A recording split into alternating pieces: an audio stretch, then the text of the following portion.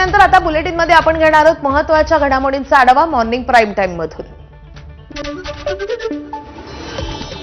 महायुतीमध्ये जागा वाटपावरून संघर्ष होण्याची शक्यता असतानाच चर्चेसाठी जागा वाटपाचा मुहूर्त ठरलाय। मुंबई महापालिका निवडणुकीच्या जागा वाटपासंदर्भात भाजप आणि शिवसेनेच्या समन्वय समितीची पहिली बैठक उद्या मुंबईमध्ये होणार आहे। या समन्वय समितीत भाजपकडून 4 तर शिवसेनेकडून 6 नेते वाटाघाटी करतील। अधिकाधिक जागा पदरात पाडून घेण्यासाठी दोन्ही पक्ष आग्रही आहेत। मुंबईत भाजप 150 जागांवर तर शिवसेना 100हून अधिक जागांवर आग्रही असल्याची सूत्रांची माहिती आहे। मंगळवारच्या समन्वय समितीच्या बैठकीत दोन्ही पक्षांचे विद्यमान नगरसेवक वगळता इतर जागांवर चर्चा होणार असल्याचे सांगितले जात आहे। प्रत्येक वॉर्डामधलं राजकीय समीकरण, पक्षीय बलाबल, गेल्या निवडणुकीमधल्या मतदारांच्या आकडेवारीचा विचार करून एक अहवाल तयार करण्यात येईल आणि त्यानंतरच वरिष्ठ नेते जागा वाटपासंदर्भात अंतिम निर्णय घेणार असल्याची माहिती सूत्रांनी दिली आहे।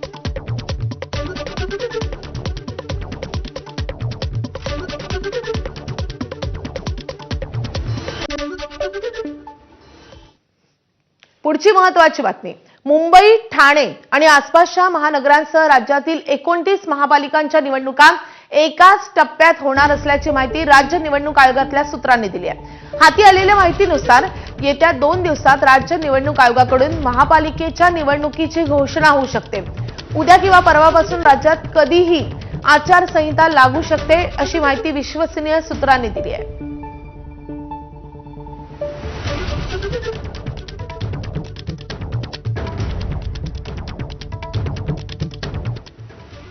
यानंतर बुलेटिनमध्ये घेणार आहोत उर्वरित बातम्यांचा वेगवान आढावा।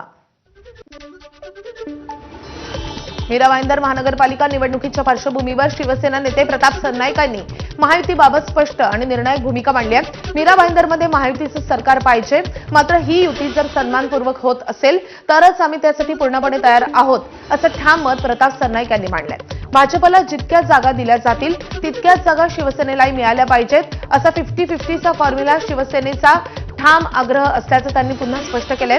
सरनाईकांच्या या वक्तव्यावर महायुतीतील जागा वाटपावर चर्चा अधिक तीव्र होण्याची शक्यता आहे। मीरा भाईंदर महानगरपालिका निवडणुकीत युतीचं समीकरण कसं ठरणार याकडे सगळ्यांचंच लक्ष लागलंय।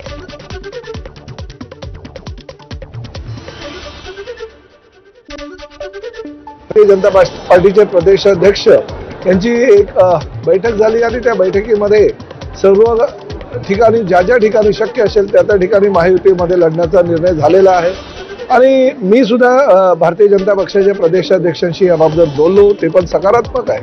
परंतु शेवटी निवडणुकीमध्ये युती होणं आणि ते सन्मानपूर्वक होणं हे फार गरजेचं असतं।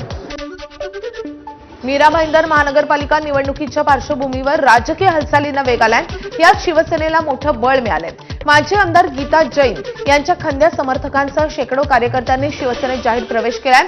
हा पक्षप्रवेश सोहळा गानसन्मानांनी लता मंगेशकर नाट्यगृहात पार पडलाय। यावेळी राज्याचे परिवहन मंत्री तथा शिवसेनेचे ज्येष्ठ नेते प्रताप सरनाईक उपस्थित होते।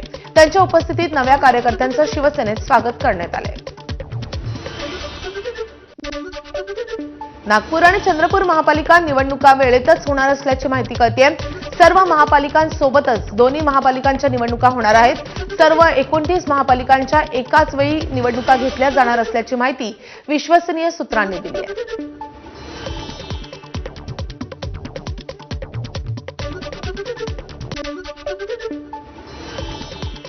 नवी मुंबईमध्ये गेल्या 5 वर्षांपासून महापालिका निवडणूक झालेली नाहीये।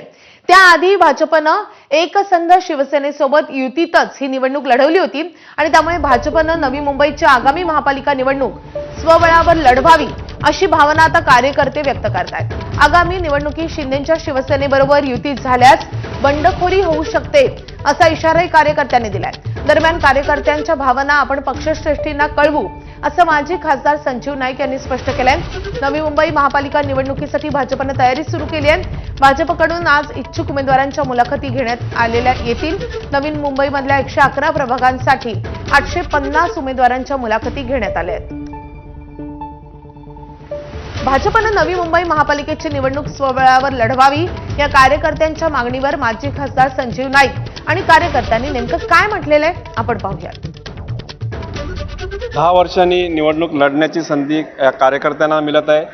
तर कार्यकर्त्यांचा असा विषय आहे का या 10 वर्षांनी तरी आम्हाला तिकीट मिळावा आणि ही इलेक्शन आम्ही जोमाने लढावी त्या गेल्या 11 वर्षापासून प्रलंबित आहेत. निवडणुका अशा जवळजवळ येतात आणि त्या पुढे जातात. त्यामुळे कार्यकर्त्यांची अशी भावना आहे की त्या निवडणुका झाल्या पाहिजेत आणि भारतीय जनता पक्षाकडे कार्यकर्त्याचा संच असलेला पक्ष आहे.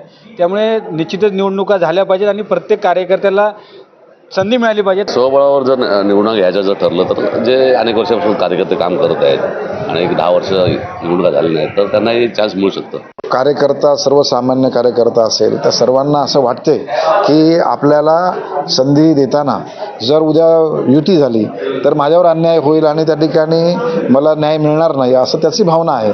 परंतु शेवटी युतीचा निर्णय हा अंतिमतः पक्षश्रेष्ठी वरिष्ठ पातळीवरती सर्व शहराच्या लोकांची सहमती त्यांची मतं जाणून या ठिकाणी वरिष्ठ पातळीवर घेण्यात येईल असा मला विश्वास आहे. आणि लोकांची जी काही भावना आहे, जनता कार्यकर्त्यांची जी भावना आहे ती वरिष्ठांच्याकडे पोहोचवण्याचं काम आम्ही निश्चितपणे करू. अमरावती महानगरपालिका निवडणुकीच्या पार्श्वभूमीवर भाजपकडून अमरावतीमध्ये इच्छुक उमेदवारांचे अर्ज आणि त्यांच्या मुलाखती घेणं सुरू झालंय.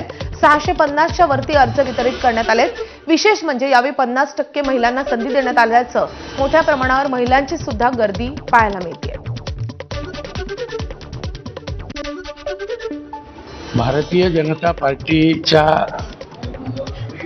कार्यकर्त्यांमध्ये आणि त्याच्या फॉलोअर वर्गामध्ये एवढा आत्मविश्वास आहे की एक आमच्याकडे उमेदवार आला, तो म्हणला की 1 ते 87 जेवढे प्रभाग आहेत, जेवढे वॉर्ड आहेत त्यात तुम्ही मला कुठेही द्या, पण मला द्या, कारण भारतीय जनता पार्टीला जे काही फॉलोईंग आहे त्याच्याबद्दलचा जो विश्वास आहे तो मला कुठेही कामी देणार आहे. कालपासून आम्ही सर्वांच्या मुलाखती घेणं सुरू झाल्या आहे. काल 9 प्रभाग पहिले घेतले, आज उर्वरित प्रभाग आणि जर काही उरले तर उद्या सकाळी आम्ही त्यांच्या मुलाखती येऊ. 641 अर्ज आमचे वितरित गेले. आतापर्यंत या क्षणापर्यंत जवळजवळ 350 पेक्षा जास्त इच्छुक उमेदवारांच्या मुलाखती आम्ही या ठिकाणी घेतलेल्या आहेत. ज्या पद्धतीने आता आपल्याला सांगण्यात आलं की नागरिक समस्यांमध्ये एक्सपर्टाईज आहे भारतीय जनता पार्टी, त्याच्यामध्ये महिला सुरक्षा, CCTV कॅमेरे सार्वत्रिक ठिकाणी लावण्याचा कालच मंजूर झालेला आहे. आणि आम्ही आग्रहाने अमरावती महानगरपालिकेत आमची सत्ता आल्यानंतर महिला सुरक्षा ह्या विषयामध्ये CCTV कॅमेऱ्याचा सर्व ठिकाणी आग्रह करणार आहोत. नाशिकच्या तपोवनमधील वृक्षतोडीला मोठा विरोध झाल्यानंतर प्रशासनाकडून आता वृक्ष लागवडीचा उपक्रम हाती घेण्यात आलाय. आज कुंभमेळा मंत्री गिरीश महाजन यांच्या उपस्थितीत साधू महंत आणि पालिका प्रशासनाचे अधिकारी यांच्या हस्ते 15,000 वृक्षांची लागवड केली जाणार आहे. आखाड्यांचे प्रतिनिधी, स्थानिक साधू महंत, त्याचबरोबर देशाच्या 28 राज्यांमधून प्रत्येक राज्याच्या साधू महंतांचे प्रतिनिधी देखील यावेळी सहभागी होणार आहेत.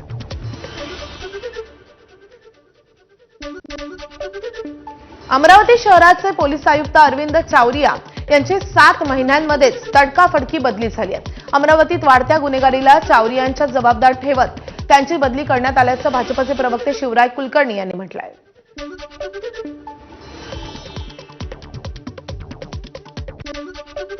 अमरावती शहरामध्ये कायदा सुव्यवस्था पूर्णपणे ढासळला होता.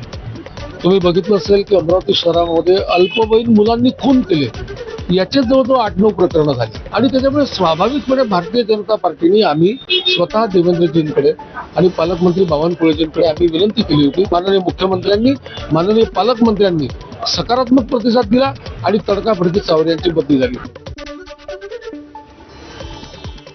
आता एक महत्त्वाची बातमी आहे. भाजपचे आमदार कृष्णा खोपडे यांनी वरिष्ठ सनदी अधिकारी तुकाराम मुंडे यांच्या विरोधात कारवाईची मागणी केल्यानंतर पहिल्यांदाच तुकाराम मुंडे यांनी त्यांची भूमिका मांडली आहे. एबीपी माझाशी बोलताना तुकाराम मुंडे म्हणाले की एका प्रामाणिक अधिकाऱ्याला किती त्रास द्यायचा.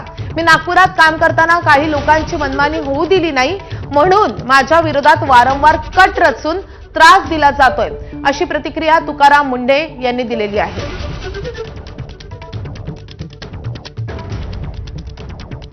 तर भाजपचे आमदार कृष्णा खोपडे यांनी तुकाराम मुंडे यांच्यावर निशाणा साधलेला होता. त्यांच्यावर गंभीर स्वरूपाचे आरोप केलेले होते. इतकंच नाही तर तुकाराम मुंडेंची माणसं मला फोन करून धमकी देत आहेत असाही आरोप केलेला होता. आणि त्यानंतर पहिल्यांदाच तुकाराम मुंडेंनी ही एक्सक्लुझिव्ह प्रतिक्रिया दिलेली एबीपी माझाकडे. आपले प्रतिनिधी रजत वशिष्ठ आपल्यासोबत आहेत. रजत, हे अधिवेशन तुकाराम मुंडेंवरच्या या आरोपामुळे चांगलंच गाजलेलं होतं आणि त्यानंतर तुकाराम मुंडेंनी आता नेमकी काय प्रतिक्रिया दिली, नेमकं काय बोलणं झालं तुमचं? माधवी तुकाराम मुंडे यांनी एबीपी माझाशी भेटून आपली प्रतिक्रिया व्यक्त केली आहे.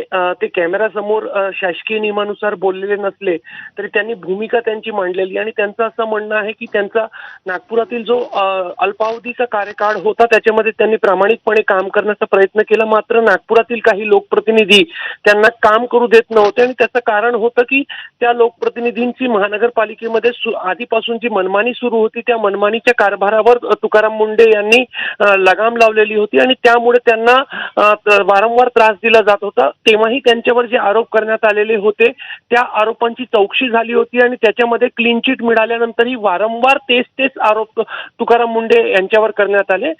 तुकाराम मुंडे यांचं म्हणणं आहे की एखाद्या प्रामाणिक अधिकाऱ्याचा किती छळ करायचा, एका प्रकारे मला मेंटल हॅरेसमेंट जी आहे ती नागपूरच्या माझ्या कार्यकाळामध्ये आणि गेले काही दिवसांपासून मला दिली जात होती.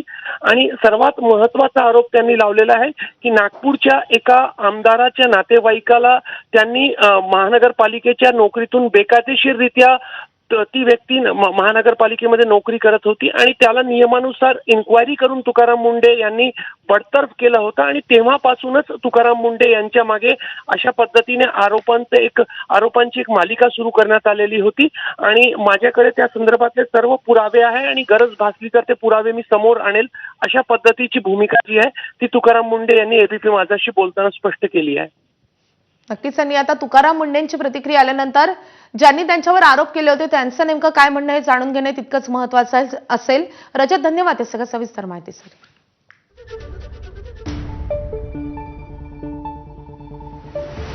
तर आमदाराच्या नातेवाईकावर कारवाई केल्यानं माझ्या विरोधात षडयंत्र रचण्यात आलं असा आरोप तुकाराम मुंडेंनी केलेला आहे. कृष्णा खोपडेंवर त्यांनी निशाणा साधलाय. काही लोकांची मनमानी होऊ दिली नाही आणि म्हणून माझ्या विरोधात अशा रीतीनं कटकारस्थान रचलं जात आहे.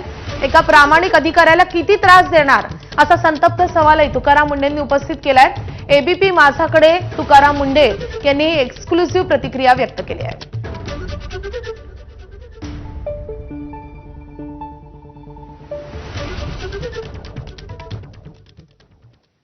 भारतीय जनता पक्षाने संघटनात्मक पातळीवर मोठा निर्णय घेत पुन्हा एकदा धक्कातंत्राचा वापर केलाय. बऱ्याच काळापासून रखडलेल्या भाजप राष्ट्रीय अध्यक्षपदाचा पेच जवळपास सुटल्यात जमा झालाय. भाजपकडून नव्या राष्ट्रीय कार्यकारी अध्यक्षपदी बिहारचे मंत्री नितीन नवीन यांची निवड करण्यात आली आहे. 45 वर्षीय नितीन नवीन हे भाजपचे आतापर्यंतचे सर्वात तरुण कार्यकारी अध्यक्ष ठरलेत. जे.पी. नड्डा यांचा अध्यक्षपदाचा कार्यकाळ संपलाय आणि त्यामुळे नितीन नवीन भविष्यात विद्यमान 65 वर्षीय भाजपचे अध्यक्ष जे.पी. नड्डांची जागा घेऊ शकतात. भाजपचे राष्ट्रीय सरचिटणीस आणि मुख्यालय प्रभारी अरुण सिंह यांनी जारी केलेल्या आदेशानुसार ही नियुक्ती भारतीय जनता पक्षाच्या संसदीय मंडळानं केली आहे. बस पार्टी के कार्यकर्ताओं का परिश्रम है और मैं तो मानता हूं कि कार्यकर्ता के रूप में काम करने से पार्टी के वरिष्ठ नेता हमेशा आपको ध्यान देते हैं और मैं तो इसके लिए बस पार्टी के नेताओं के साथ और उनके साथ जो आशीर्वाद मिला है उसको आगे काम करेंगे.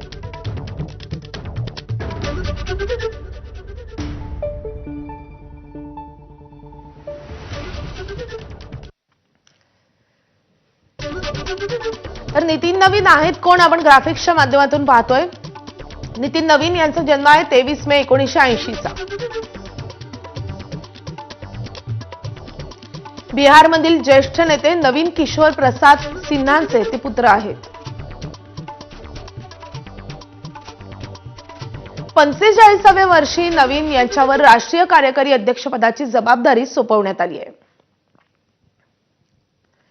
सध्या बिहार सरकारमधील नगरविकास आणि रस्ते मंत्री नितीन नवीन अशी त्यांची ओळख आहे. म्हणजे या मंत्रिपदाचा कार्यभार सध्या नितीन नवीन यांच्यावर आहे. पाटण्यामधल्या बांकीपूरमधून 5व्यांदा ते आमदार झाले. भारतीय जनता युवा मोर्चाचे महासचिवही ते राहिलेले आहेत. तर केंद्रीय कार्यकारिणीमध्ये राष्ट्रीय महामंत्री पदाचाही त्यांना अनुभव आहे. पूर्वोत्तर राज्यांमध्ये भाजपचे प्रभारी म्हणूनही त्यांनी काम केले आहे. सिक्कीममध्ये भाजपच्या विस्तारात त्यांनी उल्लेखनीय काम केलंय.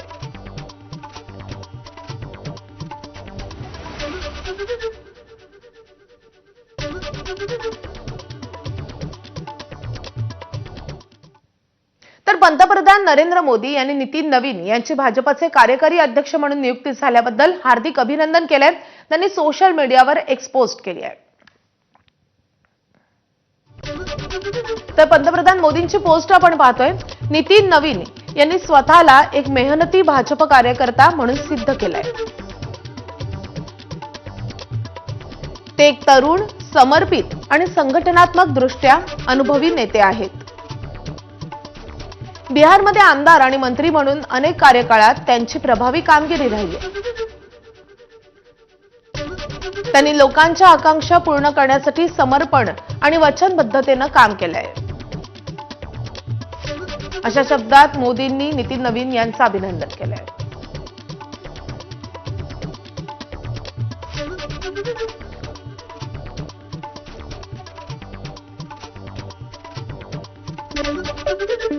ऑस्ट्रेलियातल्या सिडनी शहरालगतच्या बॉन्डी समुद्र किनाऱ्यावर हल्लेखोरांनी केलेल्या गोळीबारात 16 जणांचा मृत्यू झालाय. बॉन्डी समुद्र किनाऱ्यावर ज्यू नागरिक सण साजरा करत असताना 2 हल्लेखोरांनी बेछूट गोळीबार केलाय.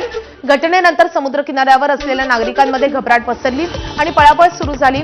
मात्र काही वेळानं पोलिसांनी एका हल्लेखोराला गोळ्या घातल्या तर दुसरा हल्लेखोर पोलिसांच्या ताब्यात आलाय. ज्यू समुदायाला लक्ष्य करण्यात आल्यानं स्थानिक ज्यू बोर्डानं नागरिकांना घराबाहेर न पडण्याचं आवाहन केलंय. ज्यू समुदायाचे नेतेही पोलिसांशी संपर्क साधतायत. ऑस्ट्रेलियाच्या सिडनीमधील दहशतवादी हल्ल्याचं पाकिस्तान कनेक्शन समोर येत आहे. 2 हल्लेखोरांमधील एक दहशतवादी नवीद अक्रम हा मूळचा पाकिस्तानचा आहे. पाकिस्तानी हल्लेखोर सिडनीमध्ये विद्यार्थी होता. इंटरनेट मीडिया रिपोर्टनुसार तो सिडनीमधल्या अल मुराद इन्स्टिट्यूटमध्ये शिकला होता. जगभरातील नेत्यांनी या दहशतवादी हल्ल्याचा निषेध केलाय. पंतप्रधान नरेंद्र मोदी यांनी या हल्ल्याचा निषेध केलाय आणि प्रियजनांना गमावलेल्या कुटुंबाबद्दल शोक व्यक्त केलाय. ऑस्ट्रेलियातील सिडनीमध्ये झालेल्या हल्ल्याचा आणखी एक व्हिडिओ समोर आलाय. अहमद नावाच्या एका वृद्धानं आपला जीव धोक्यात घालून एका दहशतवाद्याला पकडून दिलाय.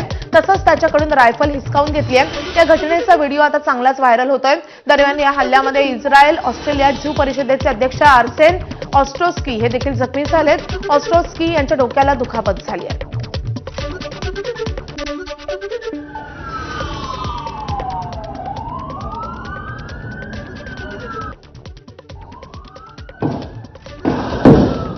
Oh! Oh mon gros! Oh! On est des potes, il va se faire tirer dessus. Il est trop con le mec à l'arme.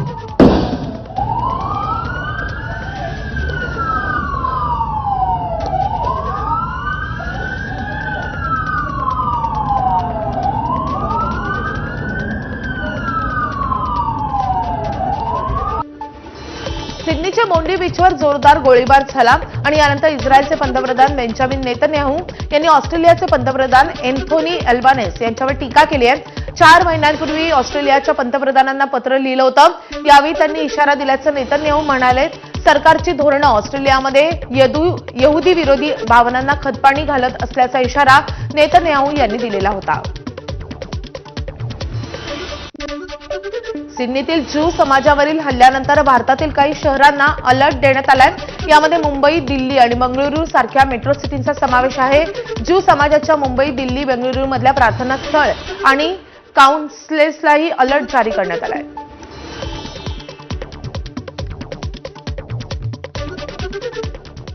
एक महत्त्वाची बातमी आहे.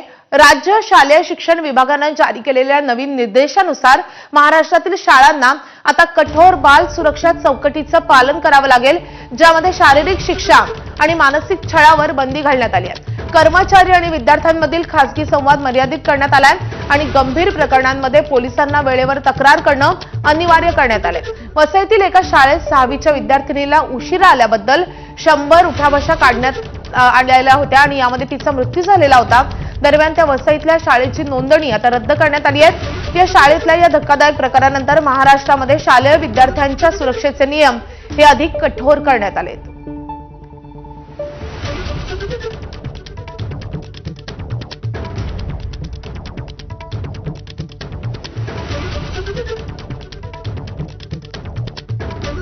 तर वसईमध्ये एका विद्यार्थिनीला 100 उठाबशा काढण्याची शिक्षा सुनावण्यात आलेली होती आणि त्यानंतर त्या विद्यार्थिनीचा मृत्यू झालेला होता.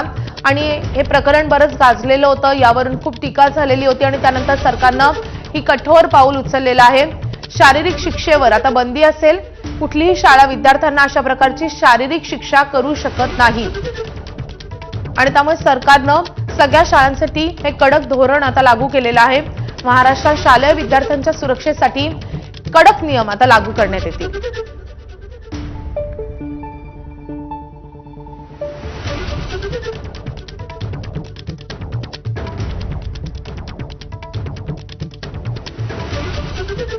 शारीरिक शिक्षा आणि मानसिक छळावर आता बंदी घालण्यात आली आहे. कर्मचारी आणि विद्यार्थ्यांमधला खासगी संवादही मर्यादित करण्यात आलाय. या संदर्भात अधिक अपडेट देण्यासाठी आपले प्रतिनिधी ईशान देशमुख आपल्या सोबत आहेत. ईशान, वसईमधल्या घटनेनंतर सरकारनं महत्त्वाचं पाऊल उचललंय. वसईमधली जी घटना घडली त्यांचं सरकार कुठेतरी ऍक्टिव्ह मोडवर आलं आहे. अशा वारंवार घटना घडत आहेत, त्यामुळे आता सरकारने देखील काही नियमवाली बनवली आहे. त्यामध्ये मग त्यांच्या महत्त्वाचे कोणते मुद्दे असतील तर विद्यार्थ्यांना कोणत्याही प्रकारची कठोर शारीरिक शिक्षा, जसं की आपल्याला माहिती असेल की विद्यार्थी आणि शिक्षकांमध्ये कोणतीही गोष्ट झाली तर काही पट्टीने कधी मारलं जातं, कधी केस ओढले जातात, कधी कान पिरगळले जातात, तर त्यावरती आता पूर्णपणे बंदी आणण्यात आली आहे. त्याचबरोबर विद्यार्थ्यांनी आदराने आणि सौम्य भाषेत संवाद करावा. म्हणजे प्रत्येक शिक्षकाने आता कोणत्याही मुलाबरोबर सौम्य भाषेतच आता संवाद साधला पाहिजे, अशी देखील आता नियमावलीमध्ये एक महत्त्वाचं मांडण्यात आलं आहे. त्याचबरोबर अपंग मुलांसाठी आणि विद्यार्थ्यांसाठी सुरक्षित पायाभूत सुविधा बांधण्याचा देखील आता सरकारने निर्देश दिला आहे. त्याचबरोबर शाळेच्या परिसरात छळ आणि भेदभावपूर्ण प्रथा कोणतेही, म्हणजे आपल्याला माहिती असेल की ज्या टपऱ्या असतात शाळेच्या बाहेर, त्या आता पूर्णपणे बंद करण्यासाठी सरकारने ही नियमावलीमध्ये एक महत्त्वाची घोषणा देखील केली आहे. त्याचबरोबर पालक आणि जी संस्था असते त्यामध्ये एक चांगला संवाद व्हायला पाहिजे आणि कोणताही जर मुलांचा फोटो वापरायचा असेल शाळेला तर त्याची परवानगी ही पहिले वरिष्ठ अधिकाऱ्यांकडून घ्यायला लागेल, त्याचबरोबर पालकांकडून घ्यायला लागेल. हे महत्त्वाचे मुद्दे या नियमावलीमध्ये आहेत. त्याचबरोबर सरकार त्यामुळे आता महाराष्ट्रातल्या सगळ्या शाळांना हे नियम पाळणं बंधनकारक असणार आहे. ईशान, धन्यवाद या सगळ्या सविस्तर माहितीसाठी. या बातम्यांसोबतच या बुलेटिनमध्ये वेळ झालेली आहे इथेच थांबण्याची. पुढचं बुलेटिन आकांक्षासोबत पाहत राहा एबीपी माझा.